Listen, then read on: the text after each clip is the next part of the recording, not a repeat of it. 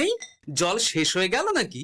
এই জানো তো, গ্রামের সব জলাশয়ের জলস্তর না নেমে গেছে, পুকুরও শুকিয়ে গেছে, কুয়োতে জল অনেক নিচে চলে গেছে। কি যে হবে কে জানে। এই বছর তো বৃষ্টি হয়েছে কম, তার উপর মানুষজন জল ব্যবহারের চেয়ে নষ্ট করে বেশি। দেখি, মহারাজকে বলতে হবে।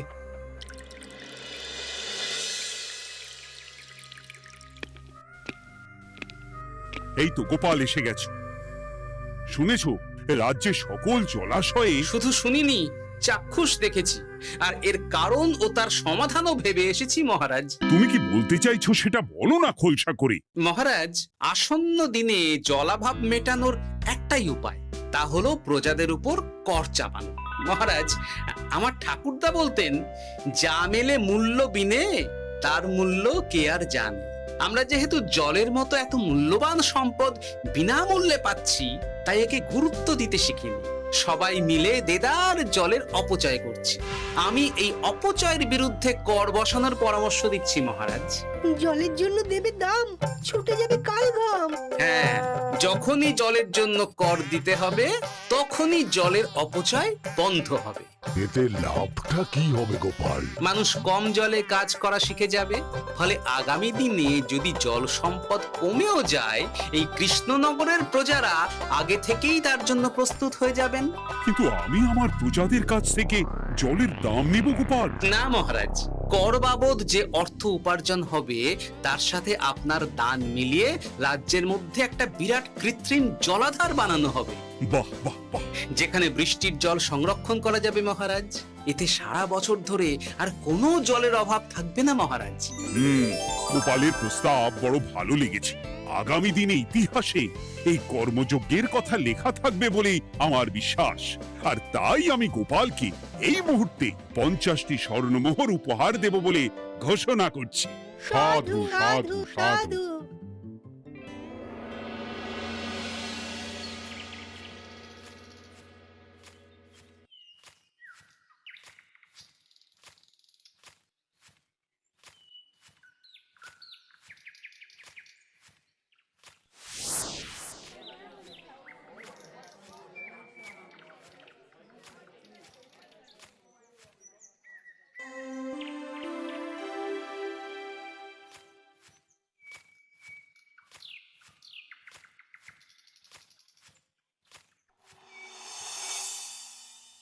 মানে আমার এই এতটুকু স্বাদ তুমি পূর্ণ করবে না? আমি কি নিজের জন্য চেয়েছি নাকি? সবই তো পাবে তোমার মেয়ে আর জামাই। হ্যাঁ, সে বুঝেছে গিন্নি, তাই বলে এতগুলো মুদ্রা আমি খরচ করতে পারবো না। পারবে না? আমি তাঁতির বাড়ি থেকে মেয়ে জামাইয়ের জন্য কয়েকটা শাড়ি আর ভালো পাঞ্জাবি কিনে একটু পাঠাবো। কিন্তু এখন আমার কাছে অত মুদ্রা নেই গিন্নি, পরে পেলে আমি ঠিক তোমার স্বাদ পূরণ করব। আবার বাজে কথা বলার জায়গা পাও না তুমি। এতক্ষণ কোথায় ছিলে গো? আমি বেলায় নদীর পাড়ে গিয়েছিলাম, তখন কমলা আমাকে বলল তোমায় নাকি দেখেছে। কি দেখেছি?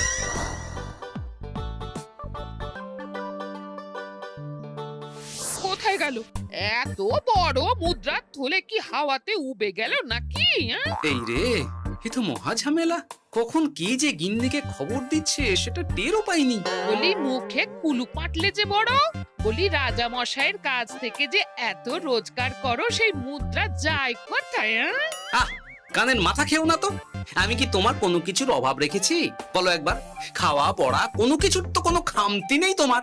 মানছি রাখোনি, কিন্তু তাই বলে আমিও তোমার স্ত্রী, তোমার গিন্নি গো গিন্নি, তাই না?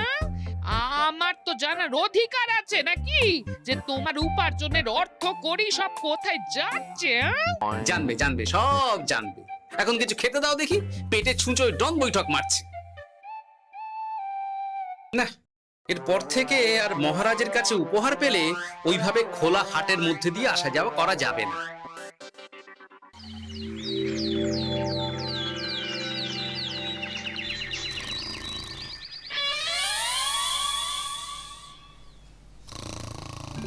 তোমার আর কোনো চিন্তা নেই গোপাল। আমি তোমার মাসোহারা তো বাড়িয়ে দিলাম, সঙ্গে প্রত্যেক দিন তুমি 10 মোহর করে পারিতোষিক পাবে। এই নাও। আহ, কি ভোরবেলায় একটা জব্বর স্বপ্ন দেখা গেল বটে। এই স্বপ্ন ফলে গেলে আর কোনো চিন্তা নেই। গিন্নি, ও গিন্নি, বলি গেলে কোথায়? গিন্নি, সাড়া নেই। ও গিন্নি, রাগ করলে নাকি গো? আরে এসো এসো, এমন একটা স্বপ্ন দেখেছি না যে তোমার আর কোনো চিন্তা থাকবে না গিন্নি। মোহর আর মুদ্রা একেবারে ঝরে পড়বে গো।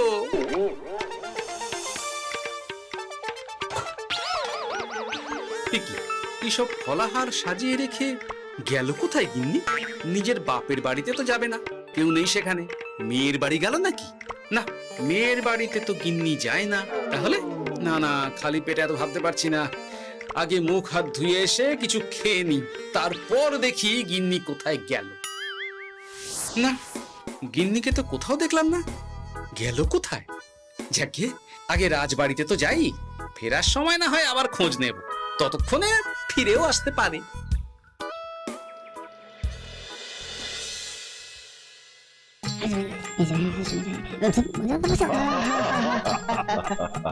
বাহ বাহ বাহ, একেই বোধহয় বলে সঙ্গগুণ।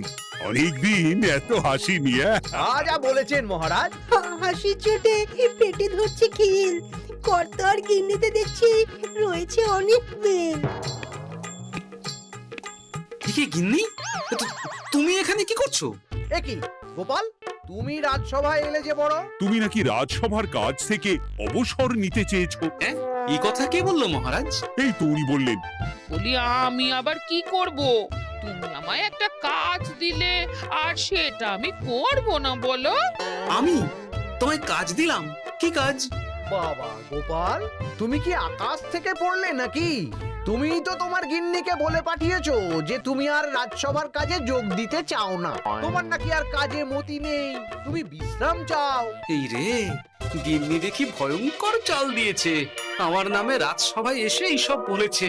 তাই কথা ঠিকই গোপাল, যে তোমার অবসর গ্রহণের কথা শুনে আমি বিশেষ মনমরা হয়ে পড়েছিলাম। কিন্তু তোমার গিন্নি যেভাবে রাজসভায় হাসি মজা হুল্লোড় পরিবেশন করছে, তাতে আমার মনে হচ্ছে এ সাপে বর হয়েছে।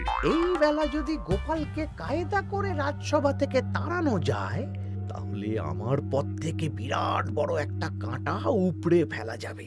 গোপাল গিন্নি সবার মধ্যে বিলিয়েছেন হাসি, তার জন্য রাজামশাই হয়েছেন ভারী খুশি। হ্যাঁ গোপাল, তাই আমি ঠিক করেছি তোমার স্থানে আমি তোমার গিন্নিকেই বহাল করব। হ্যাঁ, তোমার সঙ্গে ঘর সংসার করে ওর বুদ্ধি বেশ খোলতাই হয়েছে, সেটা বোঝাই যাচ্ছে। এছাড়াও আমাদের অনেক পরামর্শ দিয়ে সাহায্যও করতে পারবে। তাছাড়া উনি মহিলা বলে অন্দরমহলেও যেতে পারবেন, রানীমাও খুশি হবেন বলেই তো আমার বিশ্বাস। কি গোপাল গিন্নি, তোমার এই কাজ করতে কোনো আপত্তি নেই তো? আপত্তি কেন থাকবে মহারাজ?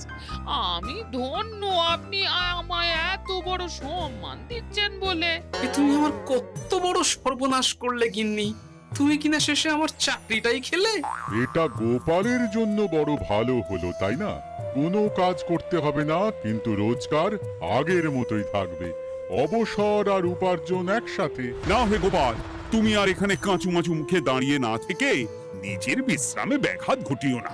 আমাকে সবার কাজ শুরু করতে দাও। যথা আজ্ঞা মহারাজ।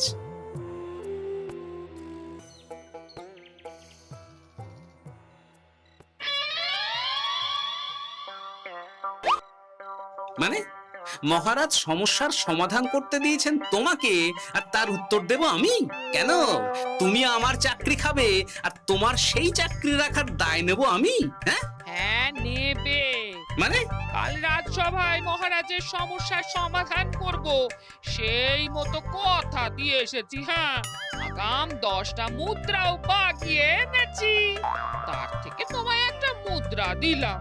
এখন মানে মানে আমাকে উত্তর বলে দেবে, না হলে আমি কেন দেব? আমি পাবো একটা মুদ্রা, আর তুমি আমার কাছে উত্তর জেনে নিয়ে সেটাই বলে পাবে 9 মুদ্রা। কিছুতেই না। বলবে না? না। তাহলে ভালো করে শুনে রাখো, আজ থেকে ঘরের উনুনে হাঁড়ি চড়বে না। চাকরি তো খুইয়েইছ, এবার না খেয়ে প্রাণটা খোয়ানোর জন্য তৈরি হয়ে যাও। হ্যাঁ। ওরে বাবা, এমন কথা কেন বলছো গো গিন্নি? তুমি তো জানো যে খিদে একদম সহ্য করতে পারি না। এখন যদি তুমি এইসব বলো, তাহলে আমার রক্ষে নেই গো। বেশ, তা বলে আমি যা জানতে চাইছি শ্বশুর শ্বশুর করে বলে ফেলো দেখি। এ আমি কি শাঁখের করাতে পড়লাম রে বাবা! ঠাকুর, এত দুর্ভোগ লেখা ছিল, ঘরে বাইরে সব জায়গায় এত হেনস্থা যে সহ্য করা যায় না ঠাকুর। একেই তো বলে গো গিন্নি, মেঘ না চাইতেই জল। এতদিন কতভাবে চেষ্টা করেছি গোপালকে রাজসভা থেকে তাড়াবার, আর গোপাল নিজেই কিনা রাজসভা থেকে পালিয়ে গেল। সব বলছো? তোমার শরীর ঠিক আছে তো? শরীর মন সব ঠিক আছে, তবে গোপালের বদলে কাকে বহাল করা হয়েছে শুনলে তোমার মাথা ঘুরে যাবে। কাকে? গোপাল গিন্নিকে। আমার কিন্তু বিষয়টা খুব একটা সরল ঠেকছে না গো। গোপাল ভাঁড়ের বুদ্ধি তো আর যে সে বুদ্ধি নয়। উনি যাই করেন খুব ভেবে চিন্তে করেন, এর পেছনে আবার কোনো মতলব নেই তো। এটা তুমি মন্দ বলনি গিন্নি, গোপালকে নিয়ে সত্যি কোনো বিশ্বাস নেই। ও কখন কি ঘোট পাকাচ্ছে বলা যায় না। আমাকেও সাবধানে থাকতে হবে, দেখতে হবে যে গোপাল আসলে কি চাল চালতে চাইছে।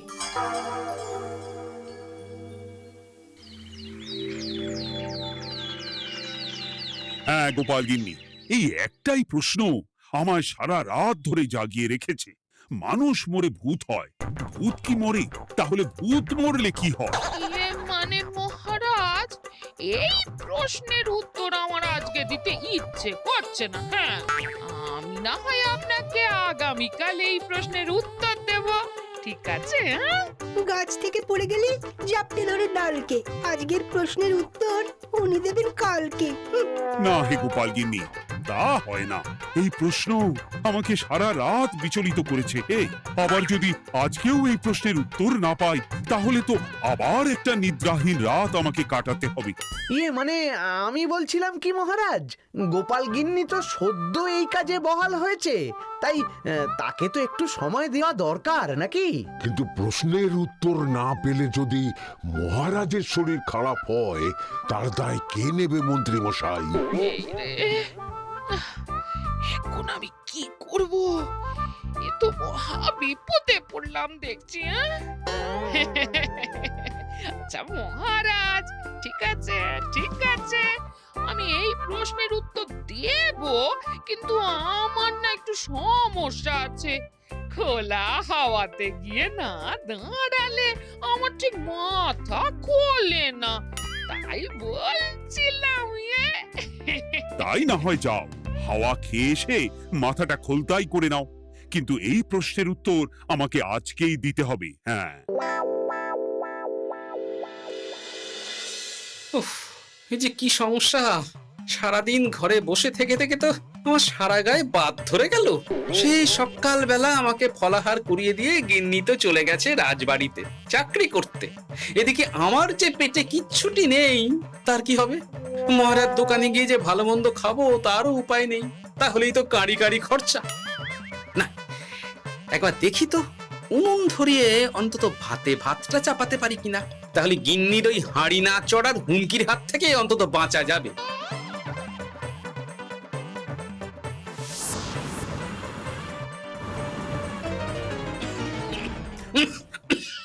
ও বাবা গো, ও বাবা, এত কেসে কেসে সোজা শেষ যাত্রা হয়ে যাবে আমার। না, এর চেয়ে না খেয়ে মরাও ঢের ভালো। দেখি তুমি বাড়িতে কেন? এত হাঁপাচ্ছ কেন? ষাঁড়ে তাড়া করেছে নাকি? আরে না গো, মানুষ মরে ভূত হয়, ভূত কি মরে? তাহলে ভূত মরলে কি হয়? খোলা হাওয়াতে গিয়ে না দাঁড়ালে আমার ঠিক মাথা খোলে না। ও, এই হলো ব্যাপার। বেশ, এর উত্তর তোমায় আমি বলে দিচ্ছি। ভূত মরে প্রথমে এক ঝুড়ি অন্ধকার হয়, সেই অন্ধকার হাওয়াতে উড়ে বেড়ায়। এক সময় সেই অন্ধকার পাতলা হতে হতে কুয়াশার মতো হয়ে যায়। ব্যাস, মিটে গেল। ব্যাস, মিটে গেল। যদি রাজা মশাই এই কথা বিশ্বাস না করেন? তুমি হলপ করে বলবে আপনি যখন মরবেন একদম মিলিয়ে নেবেন মহারাজ, এর চেয়ে এক পা এদিক ওদিক হয় না যেন। হ্যাঁ, এই না হলে তুমি গোপাল ভাঁড়, বুঝেছো তাহলে? এই তুমি চিন্তা করো না, রাজবাড়ি থেকে ফেরার সময় আমি তোমার জন্য অনেক অনেক বাজার করে আনবো, ঠিক আছে? এই আমি যাই। এ তো ভারী মজা হলো। মহারাজ তক্ষুনি প্রশ্নের উত্তর চাইলে গিন্নি এইভাবে সেই রাজবাড়ি থেকে দুধ দাঁড়িয়ে ছুটে আসছে উত্তর জানতে। আমাকে তুমি একটা চাল দিয়ে কুপকাত করেছো তো গিন্নি। এইবার বুঝবে কত ধানে কত চাল।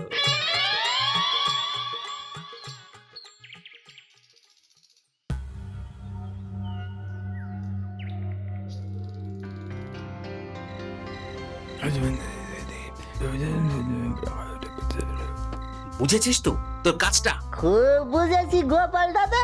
নেই, এবার লেগে পড় দেখি।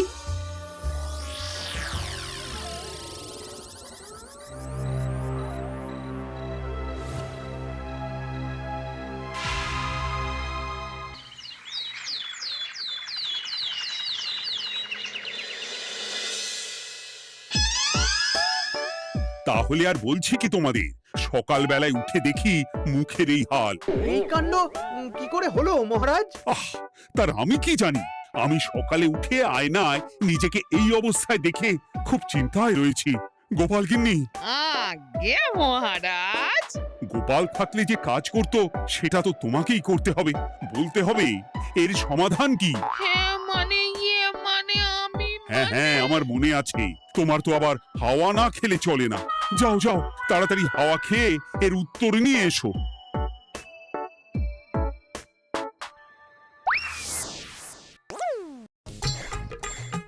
এই জন্য তুমি এত দূর ছুটে এলে গিন্নি?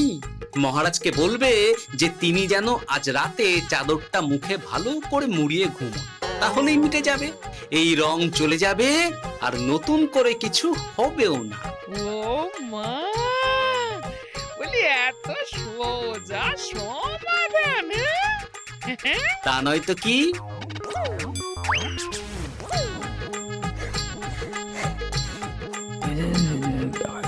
কাল সারা রাত আকাশে একবার দেখলাম চাঁদ উঠেছে, আর একবার দেখলাম ঘোর অমাবস্যা। এর কারণ কি? একই রাতে দুই তিথি হয় কি করে? মানে আর একটা সমস্যা, হ্যাঁ, এটা আগে বললেই তো হতো মহারাজ।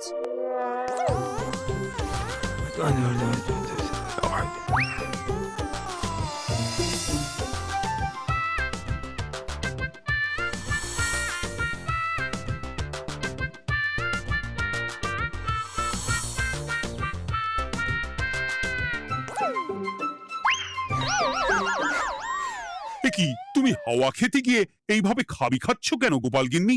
এর কারণ আমি জানি মহারাজ। সে কি কাণ্ড, তুমি কি করে জানলে?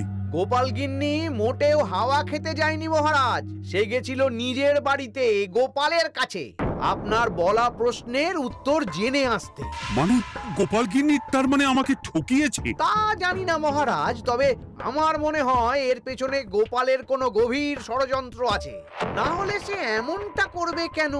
আর এক রাতেই আপনার সাথে এতগুলো অদ্ভুত ঘটনা পর পর ঘটবে কেন? বটে, এক্ষুনি গোপালকে ডেকে আনো।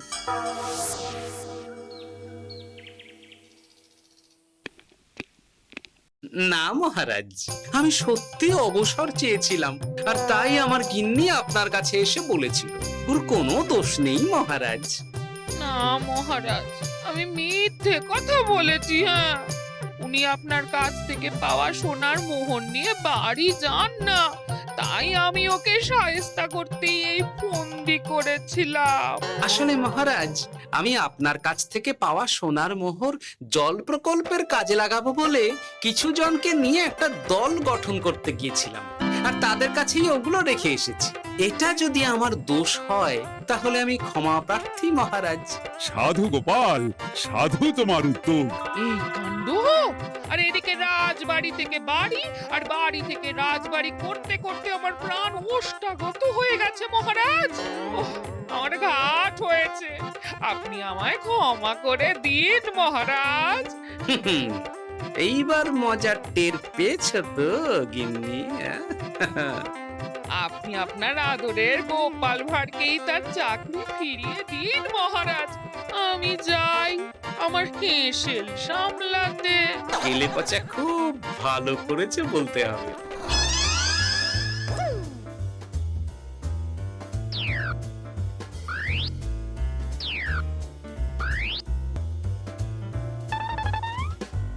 তবে মহারাজ, অমাবস্যা পূর্ণিমা সব আমার বুদ্ধিতেই কেলেপচা করেছিল। আপনার ওই মুখের রং, ওটি একটি বিশেষ রং যার আয়ু একদিন, তাই ওটা এমনিই মিলিয়ে গেছে।